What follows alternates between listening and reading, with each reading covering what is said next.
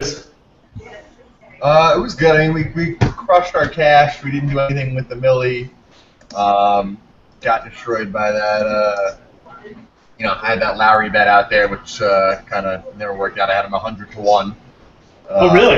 Nice. Yes, from when I was in Vegas, I had $20 on him, and I had a feeling like it just wasn't gonna work out. So, I mean, I could have hedged, but I didn't feel like throwing more money into it. I was just like, you know what, let's see what happens. So, I was the opposite. I had a nice bet on Sergio, and I hedged on Dustin like midway through the second round because I just knew he was gonna be there even if he didn't win. I knew Dustin wasn't a bad bet. So. Yeah. But anyways, we're live. I guess we should start talking about this week too. But yeah, the U.S. Open was pretty crazy. I mean, what was the biggest surprise for you, fantasy-wise? Let's see, fantasy-wise. I mean, I'm trying to think. Let me bring up some of. I mean, listen. You want to say that there was a good amount of surprises because there were some small names. I mean, John Rahm obviously, played as well as people thought he could. You look at smaller names, but when you look at the leaderboard on the back nine on Sunday, it was DJ, Grace, Lowry, Furyk. I mean, Garcia, Day. It was, all the top players in the world. I mean, Piercy was the worst player, and I think everyone knows if you play fantasy that he's a guy that can score if he gets it going. So, yeah. I mean, there wasn't much of a surprise when you saw the leaderboard on Sunday, I'd say. Yeah, exactly. Yeah, I mean, there was a few guys who kind of showed up a little bit, but probably the biggest surprise was just like Rory missing the cut, and then like Spieth. I mean, I wasn't really that surprised about Spieth personally. Some other people, I'm sure, were. Spieth did exactly what I thought he'd do. I thought he'd struggle, and he struggled. So, kudos to me and you, I guess, for predicting that. But. I had no Spieth. I think I definitely think you and I touched on that. It's not like we don't think he's a good player. It's just he's just not driving the ball well enough to have a scenario. Exactly. So that one worked out for us. I mean, Sergio worked out for me. I mean, I knew he was driving the ball really good. I thought he'd have a good week. He didn't finish, but he still was solid. Yeah, someone threw out there Gregory Bordy. I mean, how did Bordy finish? 17th. Oh, did he? Oh, okay. So he wasn't even that. I thought he might have collapsed, but I didn't keep tabs on him on Sunday. So yeah, that was my killer thing because I know you mentioned him, but I went Yeltsin over Bordy, and if I had gone Bordy over Yeltsin, who I like both of them, but I just like Yeltsin a bit more. But that would have propelled me to some nicer finishes. Yeah. How's that? So let's see. I got everything for this week in front of me. I mean, it's kind of disappointing because normally this event is a bit stronger of a field, but because of the Olympics, and the way that the schedule got pushed, no one's playing in it right after the U.S. Open this time around. So, a couple of decent players. I mean, you got Fowler, Reed, Furyk, Leishman, JT, but after that, it's kind of like middle of the road guys. Man, Bill Haas, one of my favorites. Now you're not talking a premier field. Definitely, it's a lot weaker than it's been in the past. So, what are your thoughts? Listen, on Ricky Fowler. I mean, it's kind of disappointing. I mean, he had a really strong finish at this event, not this course. Last year, he's got one missed cut and one made cut on this course. The missed cut was on the number at Congressional, actually, so it wasn't even this event. But I don't really know what to say. I mean, I can't imagine spending $12,000 for him. I mean, it's a weak field, but he's missed 3 straight cuts. Yeah, it's so strange. I mean, you're like biases aside. I mean, I like Ricky Fowler, but I'm not going to sit here and like tell people he's playing well or something because he's not. I mean, he's not playing well. So he's not coming in good form. He's 12,000. He doesn't look like a good play. That being said, you're getting Ricky Fowler probably at 10% this week. This is a great week to go stars and scrubs, in my opinion. Like, there's a ton of players we can talk about where you can kind of mix and match. I like that strategy anyways for GPPs. So I'm not going to touch him in cash games, but yeah, I'm going to use Ricky Fowler in tournaments. It's strictly a game theory kind of roster construction thing for me. I still think he's a great player. He's just going through a rough patch, and maybe he does turn around, and maybe he doesn't. I just think from a theory perspective, he makes a lot of sense. I definitely think this is the week for Patrick Reed. Yeah, you like Patrick Reed? Yeah, I mean, listen, we've liked him forever. We liked him even last year. But it wasn't surprising, that he missed the cut because, his off-the-tee numbers weren't that good. I just thought maybe he'd be, getting everything else done enough to at least make a charge. So we weren't surprised. We had him in some of our GPP. We didn't have many of the cash, obviously. But, he's got, on this course, he's got a 34th and an 11th for this event in 2013 and 2014. The numbers are still really strong, strokes gained all around. It's a course where approach and getting up and down matters a bit more than the overall driving from what from the stats that we see. So I would say in terms of the high price guys, I mean he's the one that if you're going to spend on either Ricky or Reed or maybe if you want to call Furyk because he's above 11,000, I think he's the guy that you probably need to go to.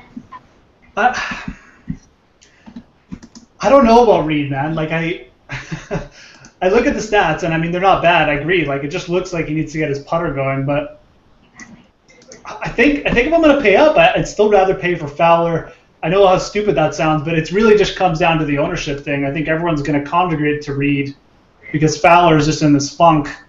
I still would rather take Fowler over Reed, like 50-50, everything considered. So, especially with the ownership, I don't know. That's just, again, it's more of a theory thing. I can't argue that Reed's probably like playing better right now. That's for sure. I mean, listen, if you're going to come from the ownership perspective, I definitely agree. I think Reed is going to be significantly higher owned than Fowler. So, if you're going to pay up in cash, I think Reed is probably the safer call. But you're going to get the return. I could definitely see based on what I'm looking at, and obviously we had the delayed start because we were traveling yesterday. So yeah, just digging in now, but. From what I can see on the prices, it's I'd be surprised if Reed's not the highest owned player this week. I mean, yeah, Hoffman looks good, but I think Reed's probably going to be in the mid-20s, upper 20s. Yeah, that's the vibe I'm getting too. I mean, people might congregate to Furyk, but I don't think he'll be too popular. I think Reed's the more popular play. I don't know, maybe Fowler even still pushes like 20% just because there's such a lack of options, right? I mean.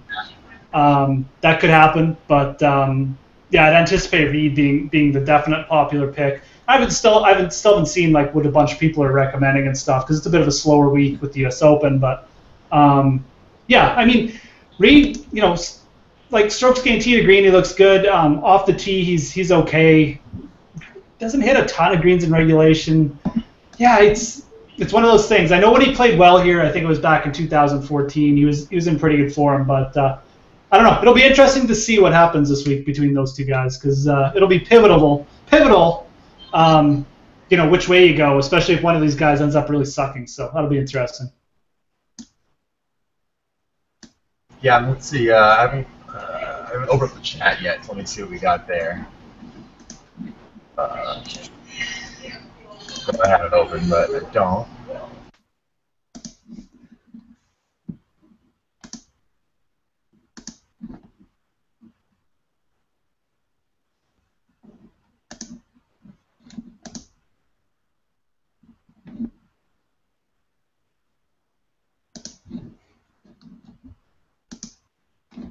We might have lost Steve for a sec, but no, I'm on here. I'm just looking up. Oh, you're on. Yeah. Oh, okay. Yeah, no worries. Oh, you just muted. Okay. But yeah, I mean, like those top guys, obviously, Fowler and Reed, I think will both be semi-popular. Reed, for sure, in my mind, is going to be higher owned. But then you got a bunch of guys who just look overpriced a little bit. I mean, Leishman, Thomas, Hoffman, Woodland, Palmer, Steele. Players you like, but generally players you try and get at a discount, in the stronger field rather than pay up for, I guess. Or that's kind of the way I feel about those guys. Yeah, I mean, the model for us has Hoffman as the number one guy this week. I'm not sure, where you're at, but we have him ranked second in recent form just in this field. Key stats and course history, both top 10. I mean, he's 8 of 9 cuts overall, 6 of 7 at the course. He's obviously having one of his, better years consistency-wise that he's probably ever had. So, outside of, the missed cut of the players on the number as part of the bad draw, I mean, he's basically finished no worse than 42nd over the last 3 months. So Yeah.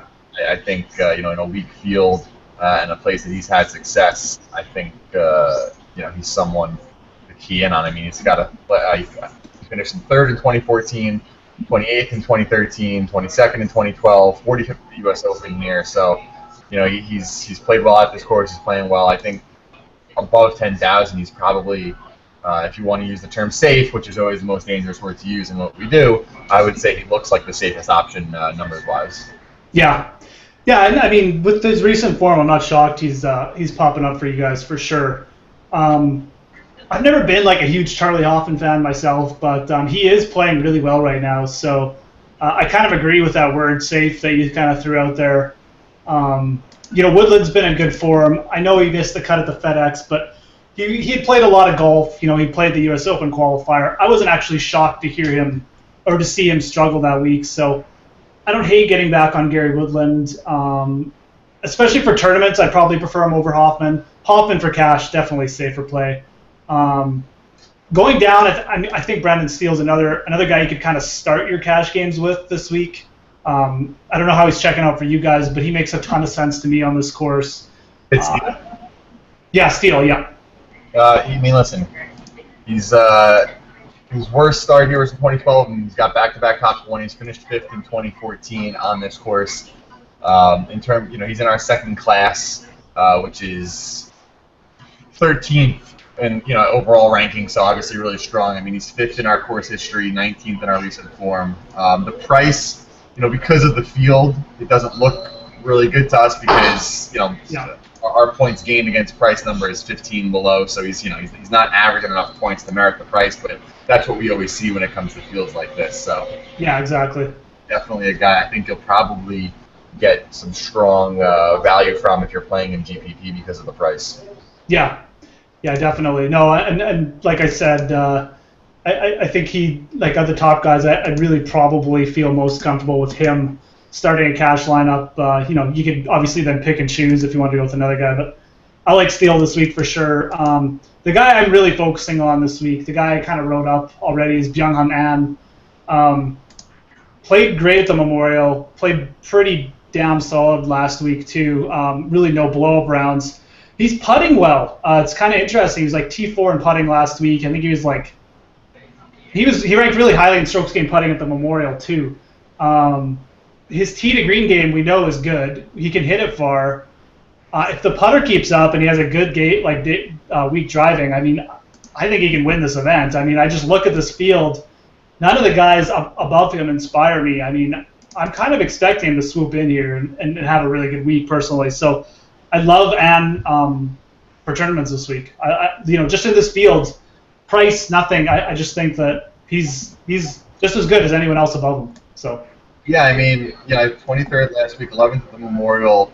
Had a rough Wells Fargo, but that's coming off of a second place at Zurich. So I mean, the numbers. He's definitely playing better and more, I guess, as expected. I feel like when he kind of came on last year, people were very interested in him, and he didn't really pan out. The people are trying to get ahead of it, and now he's finally coming into form, maybe figuring out some things. Yeah, I think with him, it's like I said, it's if he's got his putter going, I mean, that's huge. So, if people don't know who he is that much, he's good, really talented young amateur player. Had won the U.S. Amateur when he was really young. Yep. Kind of played over in Europe for a few years. Won a huge event last year. Won the BMW PGA Championship at Wentworth, and he won by like 6 strokes. So that's huge because it's not an easy course, and it's a quality field. So I mean, he absolutely destroyed it. If he gets, it just shows you what he can do, anyways. So I really like him at that price, anyways. I'm like all in on him this week, for sure. Because I don't think he's going to be heavily owned either. I mean, I just don't think people use Byung-Hun An that much. So he definitely would not be heavily owned, that's for sure. Let's see, who else? I mean, I hate when this happens because he always burns me. But Palmer's up there for us. Does he? Yeah, I mean, listen, he's 6 or 7 cuts. The highest we were on him, of course, is the one time he did miss the cut. So, 5 of 7 on this course. I mean, the key stats are really strong for for what we developed. And I don't know what you're seeing, but for us, we're looking at obviously, we always have a bit of strokes gained putting, strokes gained tee to green in there, but the strokes gained approach number was showing up a lot this week. Proximity from greater than 200 was showing up. So, a lot of approach related stats were showing up in terms of the correlation and regression analysis that we were doing. So, I'm not sure where you are on that, but I mean, he showed. So. Yeah, no, I mean, like the longer approach stats definitely make sense this week. I mean, the par fours here are like brutal. I mean, the 18th is like 515 yards or something. So, just to give you an idea. So, I mean, a guy like Palmer can definitely not shocked if he's showing up with that. That's kind of his game for sure. I'm not sure what his record is at this event. I feel like I just sort of. Palmer? Yeah, I kind of glossed over him this week. I didn't quite. It's a bunch of decent to average starts. I mean. Is it okay? Yeah, 2014 was 55th. 2013 was 34th. Then 2012 he was 15th in the U.S. Open. He was 21st. 2009 was 26th. So I mean, it kind of average. I mean, back in 07 and 08 he missed the cut, but since then he's made the cut on this course the last 5 times he's played it. Yeah, that's pretty strong actually. I mean, that's interesting. He's another guy. I mean, he won't be highly owned. I mean, I think Palmer and Ann are that's kind of interesting. I mean, I think people will definitely gravitate towards Hoffman as a safer play. People like using JT regardless. I mean, we haven't even talked about Mark Leishman. I guess we should talk about him a bit. I mean, yeah. I like the course history a lot with him. I mean, he put in 3 really good rounds last week. He just had 77 on Saturday, or he would have been there. We would have been watching him on Sunday all day. So I bet him. I think I 25-1. I saw him on Saturday, and I was like, that's the best value on the board live on now. And I threw money on him, and then he burned me with the 77. I was like, bogeyed like 5 holes in a row to start his round. I know. Brutal. What are you doing, Mark? Like, seriously. But I like him this week. I mean, look, he's got a nice record. Like, talking about guys with good course history, Leishman's 8th miscut, 32nd, 51. So, I mean, I like to compare this course a little bit to Riviera. It's got long par 4s. It's got some rough and stuff. It's a long par 71. Leishman was 5th there this year. We know he can handle a tougher course. So, good par 4 scoring, like great around the greens. Like you were talking about, the greens can be a little tricky here. Just another week where you won't be shocked if you see Leishman show up. The only thing you hate is the price. So I don't know if you can fit him into cash games, but tournaments I'll have some Leishman exposure. I figure more people go like Furyk and Thomas, so you're probably going to get a low ownership too. Yeah, I would think so. I mean, listen, I've never seen a week where I thought Leishman was over-owned. That's the thing. That's why we keep talking about him every single week. So. Yeah. Even when he gets talked about, he's still not that chalky. So. Let's see. Who else? Interesting. And one thing about Tony Finau, he's never played her before, but he's showing up really strong for the key stats. He's a guy that I've always, made the argument that I'll give him a look when he's on bent grass, just because that's where his splits have always been. Right. I don't know if you have any. No, I mean, Finau.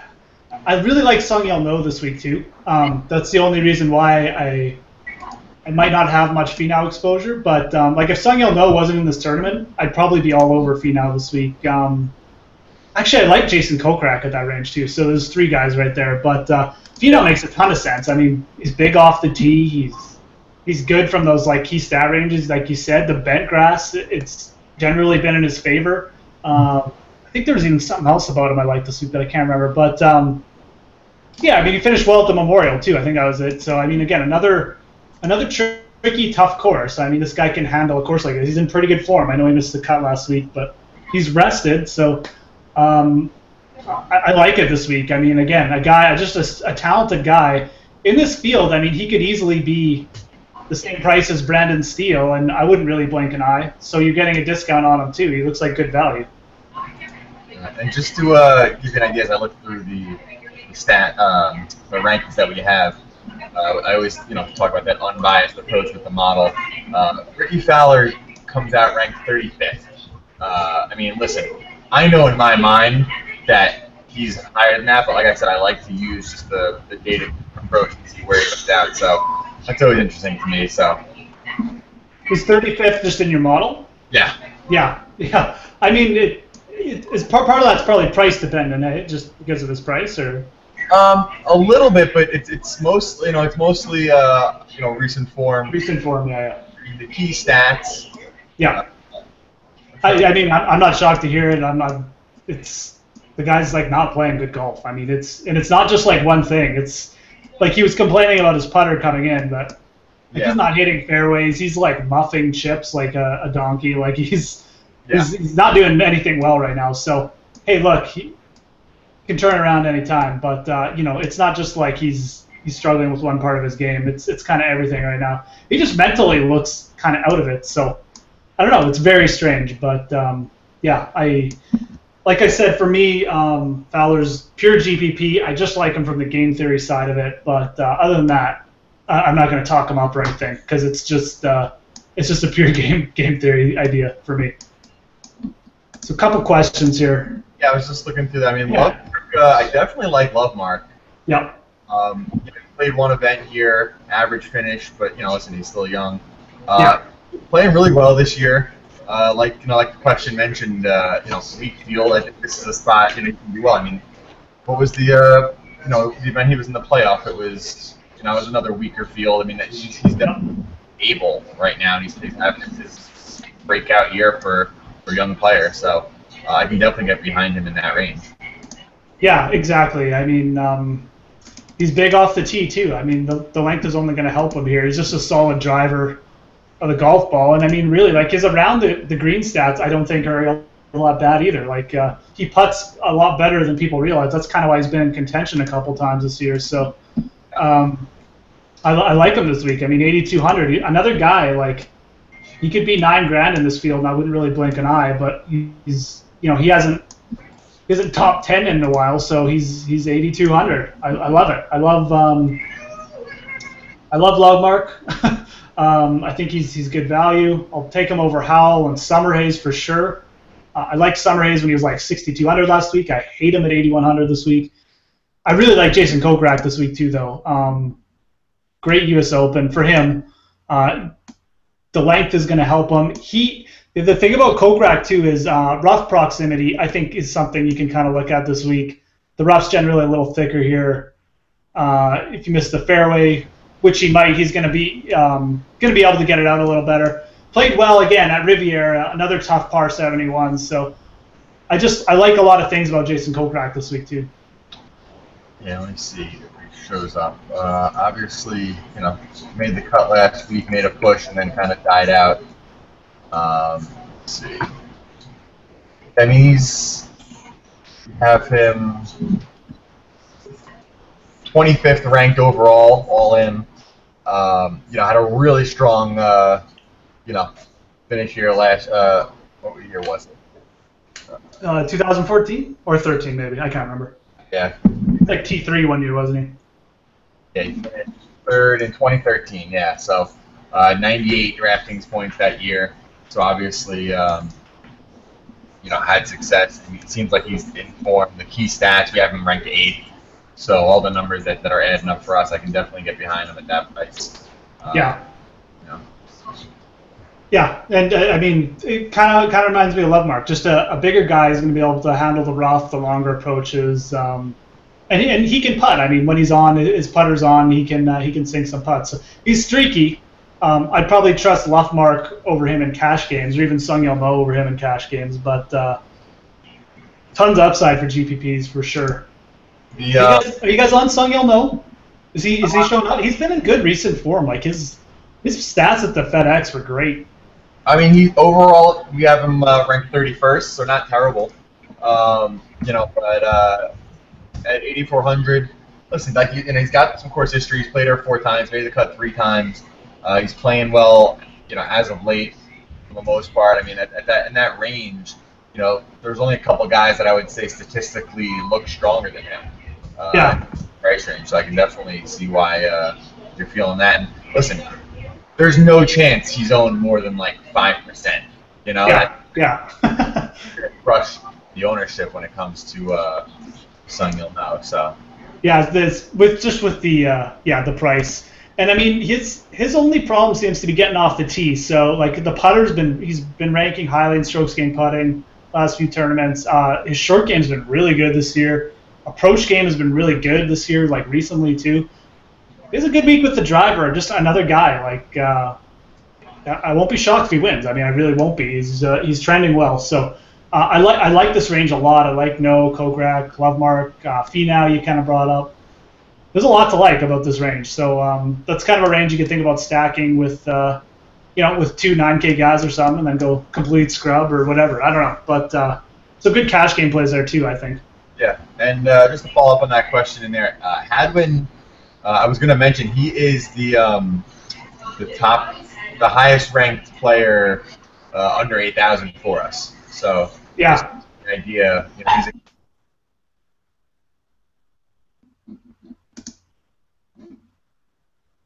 so I think let me see, yeah, 7,500 for him. Where'd he go? Yeah, 7,500. I mean, 7 of 8 cuts. Made his only cut here.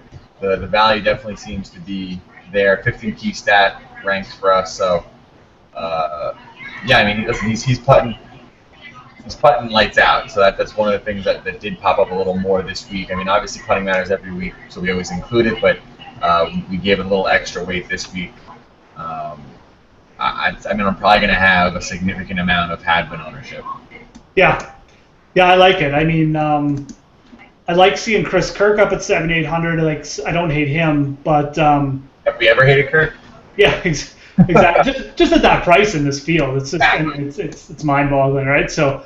But other than him, I mean, Hadwin is the guy who's sticking out to me in this range too. So again, like if he has a good week with the driver, same kind of thing as Sung Yul No. Like, don't be shocked with the way he's playing the other facets of his game. If he's up there at the end. So I like it too. Yeah, makes sense to me. And then, I mean, these guys are. It's kind of narrative, but like these guys are coming in rested too. I mean, it's not exactly easy playing 4 rounds at a U.S. Open, like long rounds too. So, there's a little bit of merit into thinking like that, targeting guys who are coming off rest. So definitely doesn't hurt, but yeah, something to think about.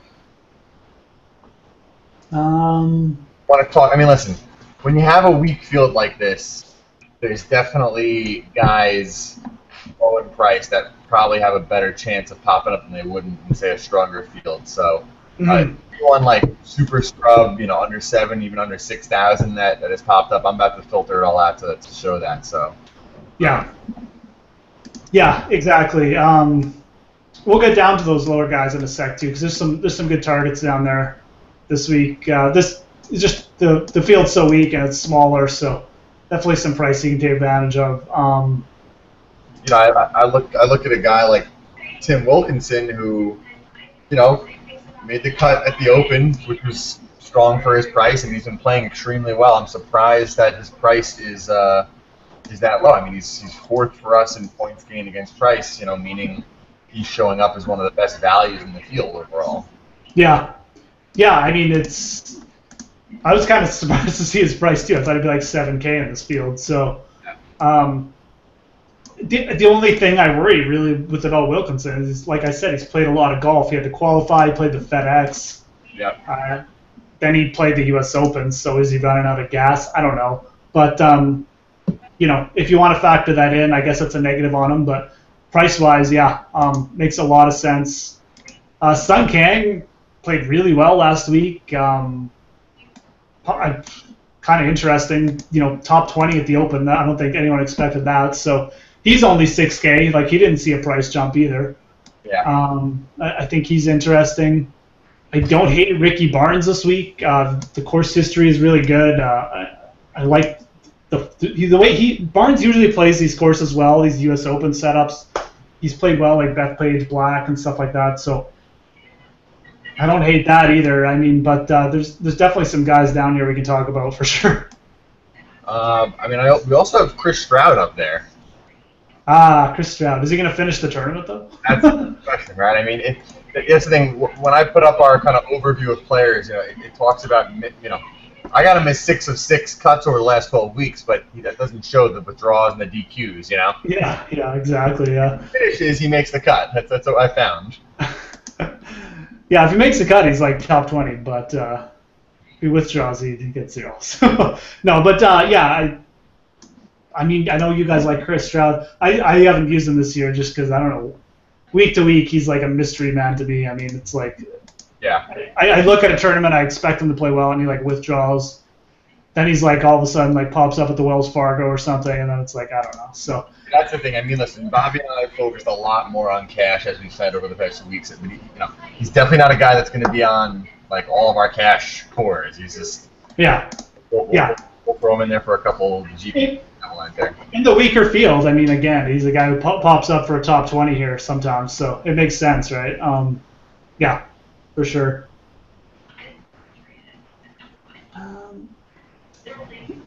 So, yeah, I mean, like, you guys can use any John Ram. I mean, guy's, like, really good, isn't he? I mean, seriously, I know you probably don't have many stats on him, but, I mean... Yeah, I mean, I don't have much in terms of the stats. Obviously, I have the finishes. Let me just I got to see. I put it on Periscope. I just randomly was walking back to the tent, and he hit a ball way right on. I was literally standing a couple feet from that, so that was cool to see. But yeah, the guy's pretty big. I don't know. He is, yeah. He is a thick guy. He's kind of like got to be at least like 6'2", 6'3", but he looks like a strong guy. Obviously, listen, you come out and you play the way you did last week. You expect to play even better this field. Obviously, he's never played her before. The amount of DraftKings points he scored last week relative to his price, I got to say, we're going to give him a shot. I mean, if you take our FG metric score for the lineup, he fits into the optimal, if you want to call it that lineup. So he's definitely one of the higher ranked guys. It's tough to do that with the volume, but we try and discount as much as we can. So the fact that he still shows up, even though he only has the one event, it's interesting. Definitely. Yeah. No, I mean, I always a little like. I always seem to like be a little bit, I want to see what these guys are going to do, but then you don't get on them in the first couple events when they pop up. So I really like what I've seen from him. I mean, he hits it big, but I mean, he's just solid. I mean, he's like you said, he's a big guy, but he can play. He can kind of do it all. So I like him in this field. I mean, it's a depressed field. His first tournament as a pro, I won't be shocked if he's like up there again. So. I think he's interesting. Harold Varner III is playing really well too. His price went down from the FedEx, which is kind of interesting. He finished T16 at the FedEx, who's 7,500. Now he's 7,100. Yeah. Look, I mean, the guy's like he gets off the tee really well. I like Varner this week too for that price. Yeah, I mean, that's always been his thing. I mean, he's definitely a ball striker. He can hit it long. He does not putt the ball well, but he's been putting a bit better. We have him ranked 21st in key stats. So, considering we're using 30% strokes gained putting in the model, the fact that he still shows up that high in the key stats is pretty encouraging. I mean, at that price, he's 15th in our PGA rank. So, he's definitely showing that the price is worth a look based on how well he's actually performing the last 12 years. Yeah, he's putted a bit better. I mean, he's ever since he went on his run, he's made 7 straight cuts in a row. So, definitely been putting a little bit better. But that price is really interesting. Wesley Bryan's in the field again. He's only 7,100 this week. He's a pretty solid putter, so you never know. I'll probably like roll with Ram or Varner over him, but just another talented guy you're getting a pretty good price on, so kind of interesting. Yeah, he's the guy that's basically gotten it all done on the greens from what you can see by his numbers.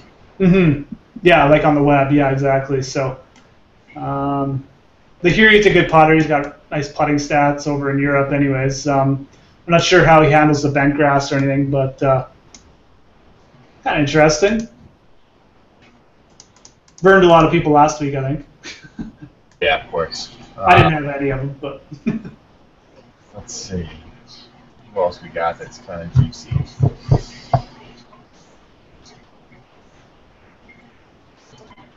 Right. Sorry, John go ahead. that finished like second, or he was in the lead, but then was that like a couple of years back? Trying to look at some course history guys, just guys that maybe finished. Where was he? I think he's down there. He finished second, second in 2014. Sean Stephanie, 34th in 2013. Not playing too hot lately. Trying to look at guys that have real strong course history. Rob Pampling, if you want to talk about super scrub, but a guy that has played well at this course. Yeah, that's true. Yeah. He hasn't played here since 2012, but he's never finished outside the top 20 at this course in 4 tries. So, well, probably more than 4, but I'm only going back 10 years. So, 19th in 2007, 3rd in 2008, 20th in 2009, and 22nd in 2012. So, listen, the form isn't extremely hot right now, but something about this course, he's obviously done well. Yeah, exactly. So, I mean, I kind of took a look at him.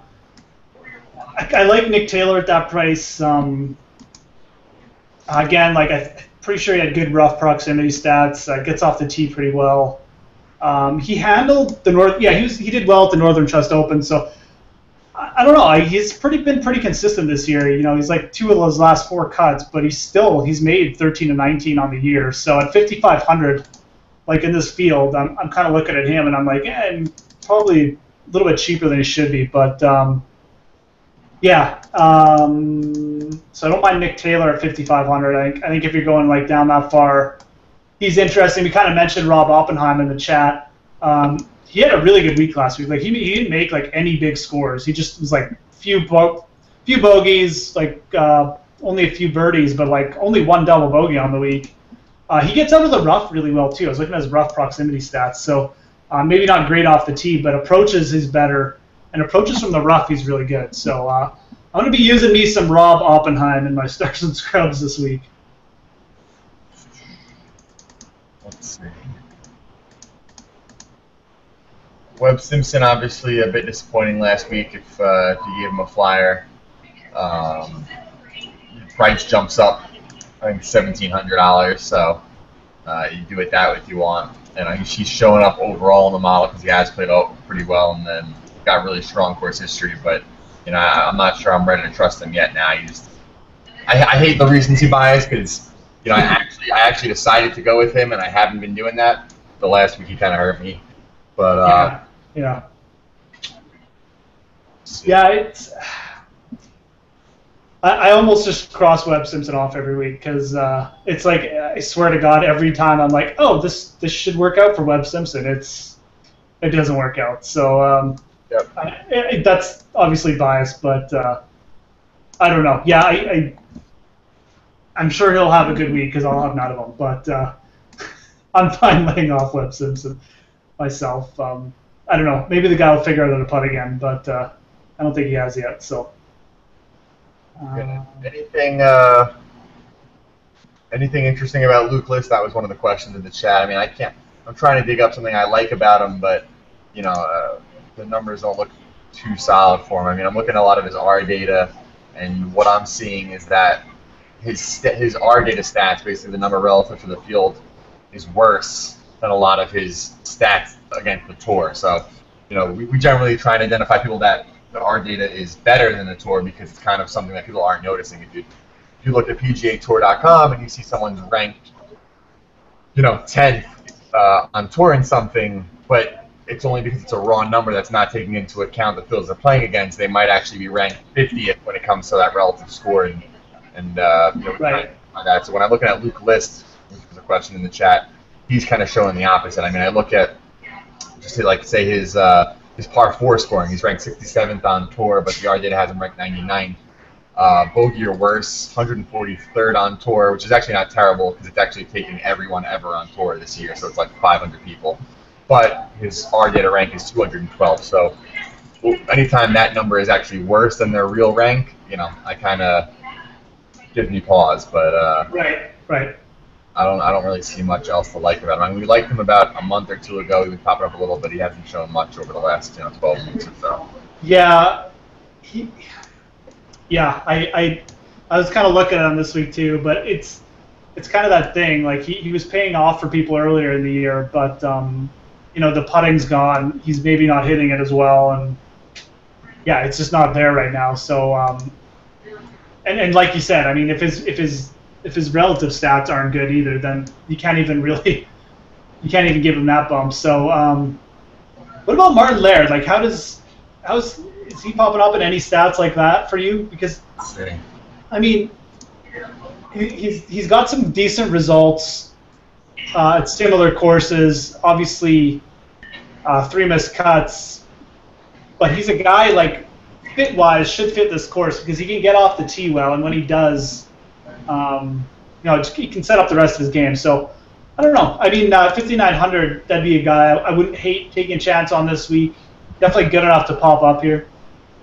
Yeah, I mean, listen, it's scrambling proximity. He's showing he's doing pretty well. Yeah. His relative data for that 200-plus yard range is pretty solid. He's hitting about 4 feet closer than the fields he's played against. Overall, his average proximity, he's just slightly better than the field, which is actually like a pretty good positive. Putting has been okay. He's not 3-putting as much as the field. I mean, I'm trying to find out some things to identify, but yeah, I mean, listen, at 5,900, you're not gonna. It's hard to find guys that are just gonna light up the stat page, but yeah, exactly, yeah. There's a couple spots where he's okay at 5,900. I think I'd probably take him over Luke List. Yeah, that's kind of what I was thinking too. That's kind of why I brought him up. Like, if you're looking for a guy, to kind of swerve off of, and I know Fathauer had a good week last week, so we could another guy you might want to think about. He's got pretty good rough proximity stats. I usually only look at Derek Fathauer in Florida because he's a Florida guy. He's played some events well there, but he had a really good week last week, so might just play him just to see if he can keep it going. Yeah. I mean, listen. If you want to go big with a couple of those guys in the 9s, if you want to, like, if you're going to go a Steele and Fowler lineup, and have one of those other guys in the 8s, you could probably get down here around that 6,000 range and put some stuff together.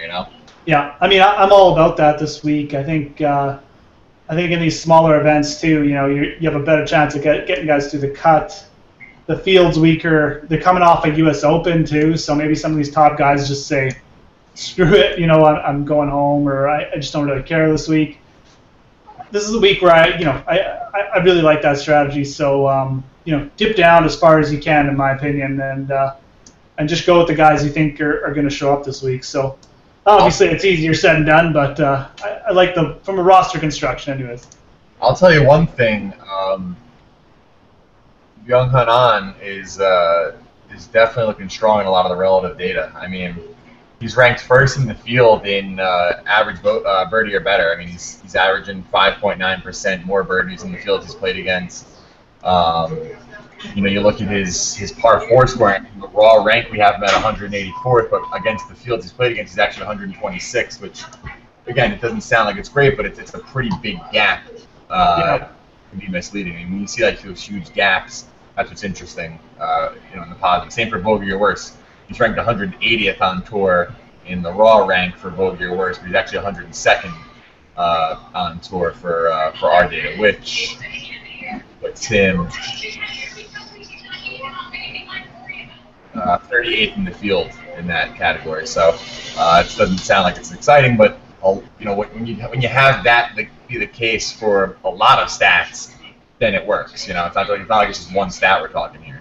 Yeah, no, and I'm not shocked to hear that. I mean, the guy's a quality player. If you just look at his raw stats, I think they're a little misleading right now. I think he kind of had a few missed cuts earlier in the year, didn't play that great, but obviously had the T2, and then the last couple of weeks, I'm telling you, he's been really, really good. So especially with that putter. So I love him this week. Like I said, he's a guy who could come in here and just win by multiple strokes. So yeah, I like it in this field for sure. I'm all over it. Trying to think if there's anyone else that I like that much that we haven't talked about here.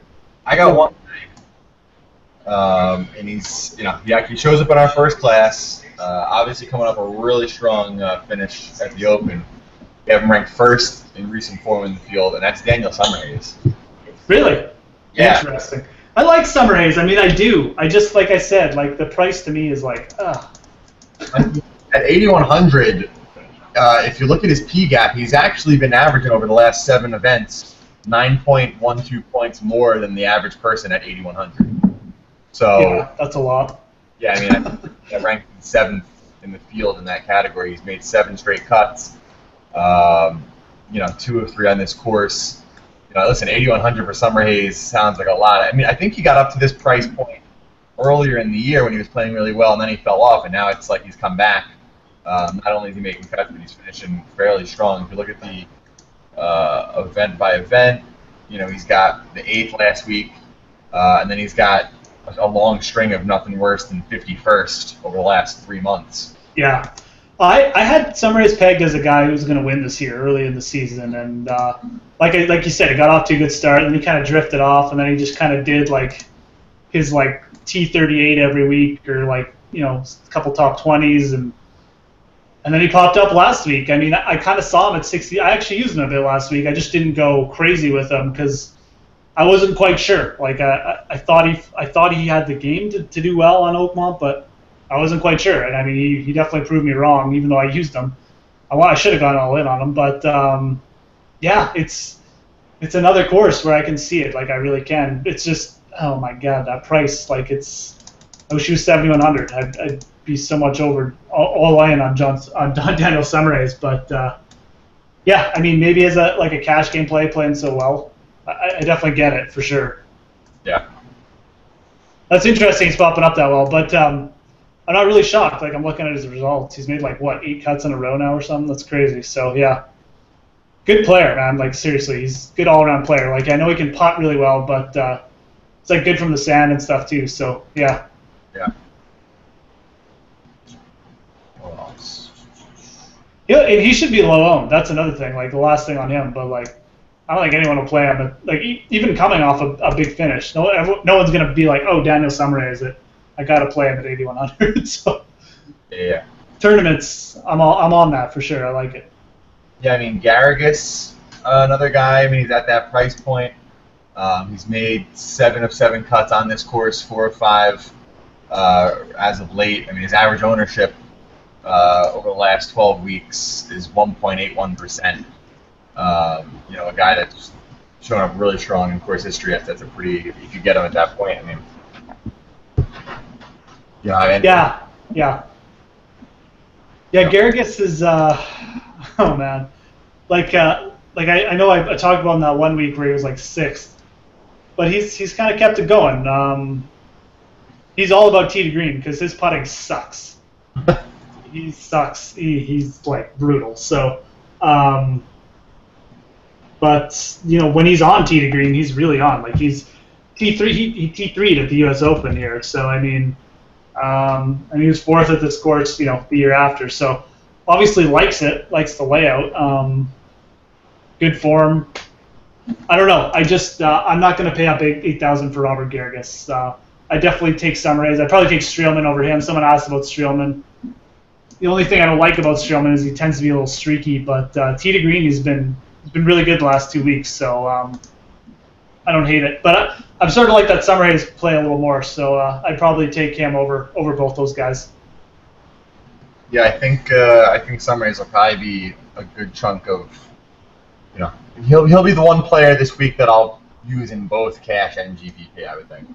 Yeah, and I think that makes sense. I mean, you're getting such a solid player, like such a solid putter too on a tough course. I mean, for cash games, I like that actually. The more I think about it, and then GPP is like I said, no one's playing Summerhays at 8,100. Like they're just not. So especially when Charles Howell is there, and like Lovemark, people still remember him from 2nd place. So yeah, I like it. The more I think about it, I like that call. So yeah, I mean, Streelman, do you guys have any info on Streelman this week? Like, I just generally don't like Kevin Streelman, so I never research him. Like, I don't know. Let me see here. I was just ranking, but I ranked it all by world golf ranking to see who popped up and who was kind of in a bad spot. Because obviously, Yeah. we like to weigh ranking a little more when it comes to these weak fields. I just saw Justin Thomas way down in the model, even though he's one of the higher ranked players in the field. But Yeah. as for Streels, let's see, kind of middle of the road for us. I mean, we have him ranked 40th or 42nd. I mean, he's 5 cuts, maybe 3 or 4 here. Nothing really shows up. I mean, his worst aspect is key stats for us. The form is actually decent, but nothing inspiring. I mean, it's the same, considering it's the same price as Summer Hayes. I mean, listen, he's got back-to-back strong finishes, but they're coming off 3 straight missed cuts. So, I mean, I don't know if he's turned the corner. If that's the case, then maybe you get something there. Yeah. The trend score rank for us, which is something we kind of put together to see how they're performing. Obviously, if he's ranked 25th in the field in trend, which he has played well his last 2 events, so it is an upward trend. I just I don't know how long it's going to stay there. Yeah. I just can't see Kevin Streelman. He maybe gets a top 20. I don't know. I just, like I said, I don't really see it on this course for him, but maybe. I think I like the Summer Hayes play better. We talked about those other guys in between them, like Sung Yong No, Kokrak, Lovemark. Kokrak, no, maybe not. Definitely Kokrak, not for cash games, but yeah. Roberto Castro is another guy we should probably mention. This whole range is actually chock full of guys I really like now that I realize it, but. Roberto Castro's been like 11th at the Memorial, 2nd at Wells Fargo. That wasn't too long ago. He loves this course. Like, he was T2 here or T3 or something. A guy who will keep it in the fairway off the tee for sure. He's not super long, but I'd feel much better about paying up for Roberto Castro than going with Kevin Streelman. He's in good form. Done really well at the Memorial, so that's another guy I'll just throw out there. No, 1,000%. I mean, he's we expanded the first class. Usually we only do like 2 to 4 players. I mean, it's 6 players for us this week. It's Hoffman, Reed, Summer Hayes, Woodland, Palmer, and Castro. So Castro's actually that group. We have 6 to 7 cuts, 3 of 3 on this course. I mean, we have him ranked 10th in recent form, 18th in key stats, 7th in course history. Definitely can get behind Castro. Yeah.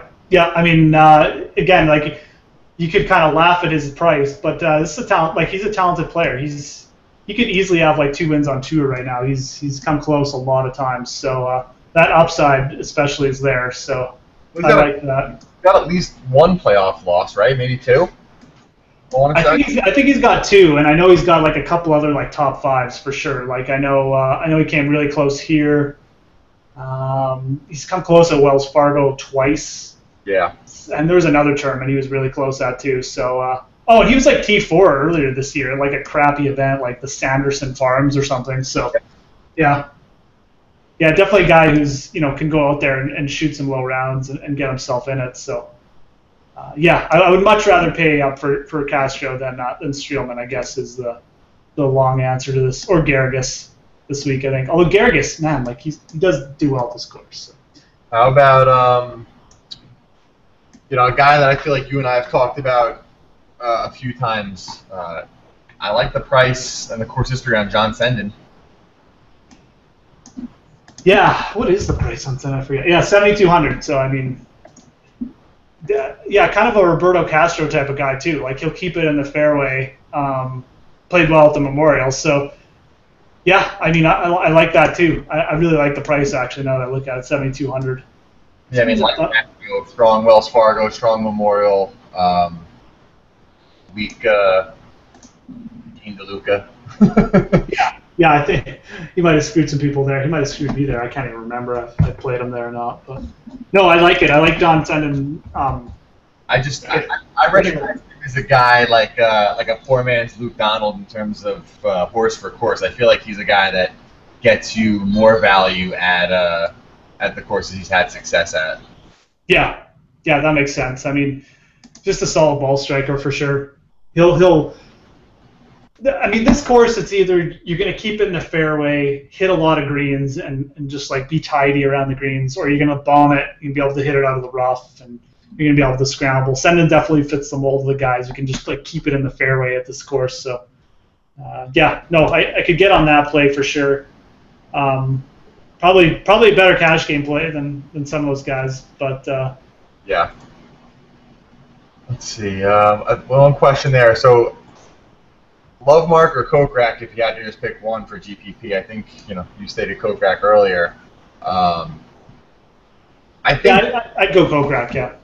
I mean, listen, if you're going to ask me particularly for GPP, I think that you're really weighting the ownership. I mean, I think I might like Lovemark as the better player, but yeah, I mean, I don't find them so different in ability that you're probably going to get a better return on Kokrak when it comes to ownership. Yeah, that's about where I'd be at too. Lovemark probably long-term, more consistent player, but we've seen Kokrak pop up. He pops up on courses like this, so I like it. I played really well last week. He was driving the ball well, so that's a good sign for him. Yeah, I had a parlay. I took Leishman over Kokrak in round 3. That it screwed up the whole thing. And the thing is, Kokrak actually played poorly, but Leishman played so much worse that it cost me a couple $100. I hit every other part of it, but I had. I know last week I had bets on Leishman, Sergio, Westwood, and Bubba. So after round 1, I was looking good. After round 2, I was still looking good. I was like, I got Leishman, I got Westwood, I got Sergio still. Then Leishman fell off.